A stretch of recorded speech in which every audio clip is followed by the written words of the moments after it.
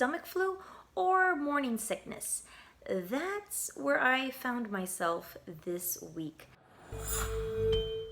Hello everybody, my name is Jeanette Gennaro, and I'm the creator of The Naked Formula, where we strip your lifestyle so you can live well in all of life's areas.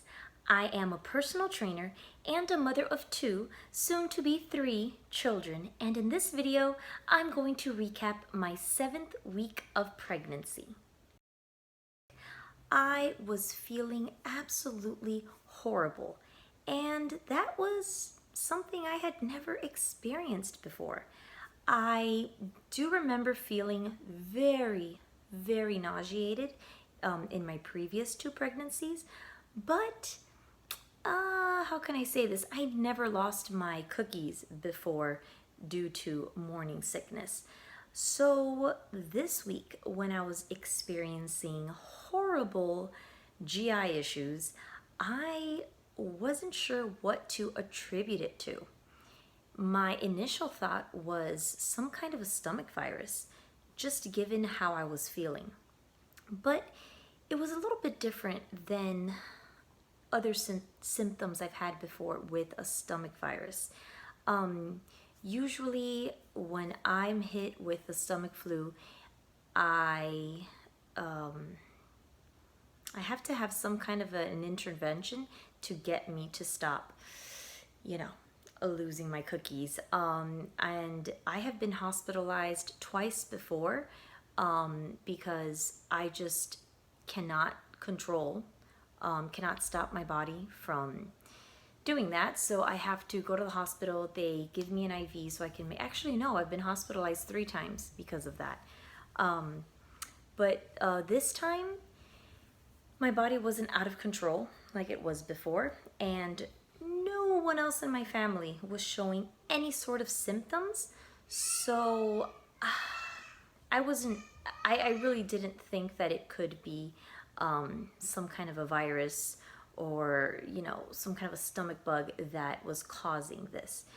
I spoke with my OBGYN, or with a nurse, with part of my OBGYN group, and she let me know if it continues for 72 hours, that is the vomiting and diarrhea. If it continues for 72 hours, that I have to go to the ER so they can take a stool sample and determine what the issue is. I didn't feel too good about doing that because, there's the pandemic going on, and at least where I'm at, the hospitals are really full right now. We're having a huge surge of cases. So I didn't feel comfortable going to the hospital to get checked out, being that I didn't feel like I had felt before. Again, other times that I've been hospitalized, it's because I cannot stop losing fluids, and there's no way I can replenish them and keep up with the amount of fluids that I'm losing. But this time was different. This time, and this is one of the things that made me think it was morning sickness related. I felt nauseated all the time, which I'll talk about that, in a moment. But I was feeling nauseated all the time, but specifically in the evenings at around, anywhere from 10:30 to 11:30, that's when I just could not keep my dinner down. And then through the evening into the morning, there was the issues with, the other side. So because it was contained to a certain time of day, and I was still nauseated but pretty much fine during the day, I didn't feel that urgent need to have to go to the hospital. I did get a scan where they listened to the baby's heartbeat, and we got to see it on the screen, and the baby is safe and, measuring right on schedule. So, that was really good news. And again, during the day, I was able to eat, and, I was on the brat diet, as both my OBGYN group and the fertility clinic suggested. I reached out to the fertility clinic to see if maybe some of the medications that I'm taking could be leading to those gastrointestinal issues. Now, what they told me is they haven't had any experience with this medication causing stomach virus or stomach flu-like symptoms. Now, I will mention progesterone, which, as you know, naturally increases during a pregnancy. That hormone, one of the things that it does is slow down your digestive system. This allows your body to pull more nutrients from the food because the food is spending more time in your intestinal tract, and the longer it spends time in there, the more nutrients your body is able to extract from the food. The body wants that because it wants the most amount of nutrients to not only help the embryo grow, but to give your body the energy it needs to make all that happen.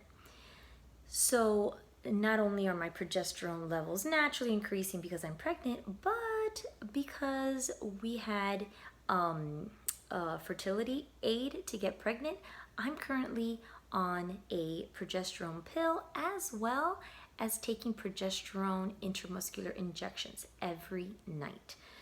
And that could be part of what happened. So as I mentioned, no one else in my family showed any signs of having some sort of a stomach bug.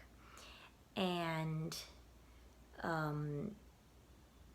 I was reacting differently than I had with other stomach viruses. So what I believe happened, we never got a definitive answer, a definitive diagnosis from either the fertility clinic or my OBGYN, but this is, I believe, what happened. I must have had indigestion. I remember that I was really, really hungry one particular night, and it was the night before I got sick. I was really hungry and I ate, it wasn't a large meal, but still I ate a meal at around midnight, and I never, ever, ever do anything like that. But I was so hungry, I told myself, I'm going to listen to my body. My body wants to eat, so I'm gonna eat. So I ate, then went to bed. And I just, at around, I don't know, maybe 3 o'clock in the morning, I woke up and I felt like I just had a rock in my stomach. And that was it. I actually didn't lose my cookies, if you will, until the following evening. So I believe what happened, it was just a really bad case of indigestion. My body, first of all, is processing, the digestive system is processing much slower than it normally is. So therefore, eating that meal during that time, I think it just set everything off on a bad domino effect, because I fell asleep. I just, my body wasn't able to digest it, and then it was just digesting slowly. It didn't sit well with me, and it just, for 5 days I felt miserable. Now, I did mention I was going to talk about the nausea. Even before this happened, in the mid to early afternoons, I was feeling very, very nauseated, which is common because I felt that through the other pregnancies. I would feel very nauseated, but I was able to control it, and keep everything down. So I was feeling that way, but like I mentioned, I was feeling that way during the day, even after I had this indigestion issue, but then in the evening, that's when things were just a complete disaster. So again, I didn't get a diagnosis from either one of my doctors, and I felt like I was control enough of the situation that I was able to replenish the liquids that I lost. So I didn't feel the need to go to the hospital in order to get an IV or to get, checked out to see exactly what it was. Plus, we had the ultrasound to make sure that the baby's all okay. So I believe that's what it was. I think it was a really bad case of indigestion. I spoke to some of my friends, and they were like, yeah, diarrhea can totally be your body's reaction to being pregnant. And some of the things that I read as well, the nurse mentioned that it's, they don't have any experience with it being like a stomach flu experience, but they said that, progesterone could definitely make you feel bloated and just, make you feel upset to your stomach. But again, this was way beyond that. And I attribute it to just, giving my body more food than what it's used to, and my body just not being able to handle it. I really, I don't consume a lot of dairy. Um, we try to like grind up our own cashews, and we use that for our coffee, even though I've stayed away from coffee because my system can't take it right now.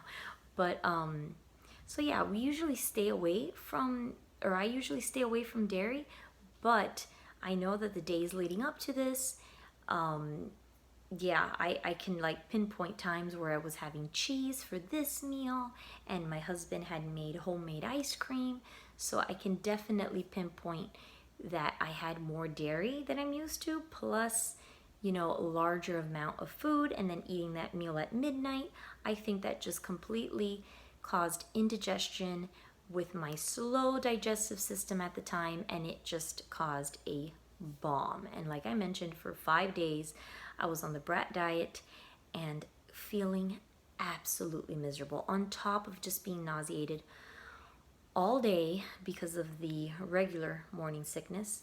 In the evenings, oh, I can't even talk about it anymore. It's making me nauseated again. But yeah, so if you're not sure, is this morning sickness or a stomach flu, what my doctors told me, again, always check with your physician, but what my doctors told me was definitely if you have a fever, that's showing signs that it's not morning sickness. Thankfully, I didn't have a fever. They also mentioned stomach cramping. That could be a sign of some sort of a stomach virus. And maybe also the medication can cause some sort of a stomach cramping type of situation. But the most important thing that both medical groups wanted to make sure was that I was rehydrating, and that I was able to, at least for part of the day, keep my food and my liquids in. So yeah, this week, when it comes to diet, as you know, in this series, I'm, paying a little bit more attention to accounting what my diet and what my exercise regimen has been, being that I'm a personal trainer. But this week, that has been completely, thrown off. Because diet-wise, like I mentioned, I was on the brat diet. And exercise-wise, I was completely exhausted. Now, I would say the most exhausted that I felt so far during this pregnancy has been the 5th week. So this exhaustion, I want to attribute it to the fact that I was having so many issues in the evening that I wasn't able to sleep very well, and I was getting up so frequently throughout the night and early mornings to use the restroom. I think that's why I was so exhausted during the day, just because I needed to catch up on all the sleep that I missed the night before. So yeah, as far as exercises go, again, I continued to train my clients online. I feel way more comfortable moving. If you guys have been following this series, you know that I had a huge scare on week 6 where I had a threatened miscarriage. I experienced some bleeding, and that was absolutely terrifying, and I stayed away, per the direction of my doctors, stayed away from physical activity. I rested. So that was another week where my exercise was completely thrown off.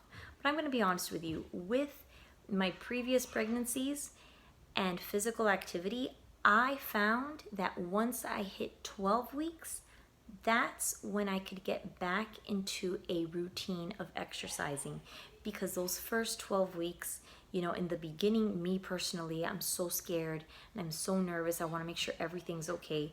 You know, the thought of jumping around and running is just out the door for me personally. I just, you know, feel very nervous. Again, there's absolutely no proof that running could be dangerous. So if you're pregnant and, you know, you feel comfortable with that, your physician is okay with that, you go ahead and do that. But with me in the beginning, you know, they recommended to take it easy, stay away from running and jumping and any sort of like really strenuous type of activities. So there's that. And then at around week 5.5 and week 6, that's when I start feeling very nauseated. And, you know, what makes me feel better is going out for a walk. And that's the extent, honestly, of my exercises in the previous pregnancies. Has been going out for walks, getting fresh air makes me feel better. Also being a personal trainer, there's a certain level of activity that my job has me do. So I stay active in that sense. But when I hit 12 weeks and the morning sickness for me personally is gone, that's when I get comfortable with like getting back into a regimen to focus on my flexibility and muscular strength and endurance and my cardio health. So I kind of see myself going through that same pattern this time, except that, yeah, this time, you know, every week has been something, you know, something major. Well, at least the past 2 weeks, they've been, you know, 2 major things. All right, so week 7, the baby now is the size of a blueberry. And for me personally, aside from that, all that GI issue, I feel, I would say like yesterday was the first day that I felt back to normal being nauseated, but in control.